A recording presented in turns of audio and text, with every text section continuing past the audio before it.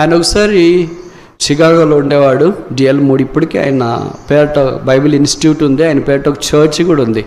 అక్కడికి నేను 2002లో వెళ్ళినప్పుడు వెళ్ళే అవకాశం దేవుడు ఇచ్చినాడు. ఆ చర్చిలో కాలు పెట్టాలంటేనే ఆ ఒళ్ళు జలధరించినాయి. గొప్ప మహనీయులు పేరట ఉన్న ఆ స్థలాల్లో నాలాంటి ఒక భాగ్యుడు కాలు పెట్టడమా అని. ఆ గ్రామానికి సువార్త ప్రకటించడానికి వెళ్ళేవాళ్ళు. అంటే అక్కడ ఎవరో ఒక పెద్ద మీటింగ్ ఏర్పాటు చేసినారు. చాలామంది గ్రామస్తులు, సామాన్యమైన గ్రామస్తులు అంటే మనలా గ్రామాలు అనుకోదండి, అమెరికాలో గ్రామాలు వేరుగా ఉంటాయి కనుక అక్కడికి చాలామంది ఒక పెద్ద స్థలంలో చేరి వచ్చినారంటే వారికి వాక్యం చెప్పాలి. అది డిఎల్ మూడి గారితో పాటు ఇంకొక పరిచారకుడు, హెల్ప్ చేసే బ్రదర్ ఉంటారు కదా, ఆయన ఇద్దరు బయలుదేరినారంట. బయలుదేరబోతున్న కొద్ది దూరం అయిపోయిన తర్వాత అప్పటికే ఆయనకు ఆరోగ్యం బాగాలేదు, జ్వరం వచ్చింది. ఎంత తీవ్రమైన జ్వరం వచ్చింది, నిలబడలేకపోతున్నాడు, వణుకుతున్నాడు. ఆ జ్వరం, ఆ టెంపరేచర్, వేడి ఉష్ణోగ్రత బయటకు వస్తూ ఉంది. ఆయన మాటలు కూడా సరిగా రావట్లేదంట.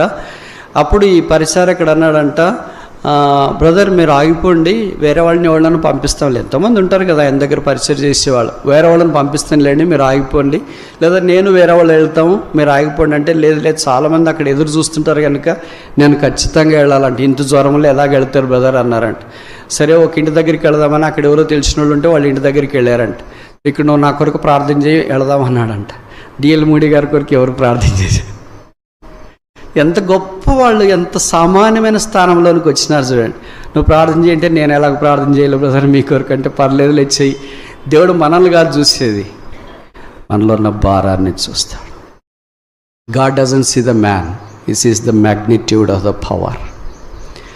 ప్రార్థన చేయమంటే ప్రార్థన చేస్తా అని పూనుకుంటా ఉంటే ఆయన డిఎల్ మూడి గారు అన్నారు, ప్రార్థన చేయడం కాదు, యాకోబు 5:14 చెప్పబడింది, మీలో ఎవడైనా రోగి అయి ఉన్న ఎడల సంఘ పెద్దలను పిలిపించి నూనె రాసి ప్రార్థన చేయమని ఉంది కదా, కనుక ఈ ఇంట్లో వాళ్ళతో నూనె తీసుకో, అప్పుడు నా తల మీద రాసి నా కొరకు ప్రార్థన చేయి అన్నాడు డిఎల్ మూడి గారు. మీరు ఊహిస్తారా?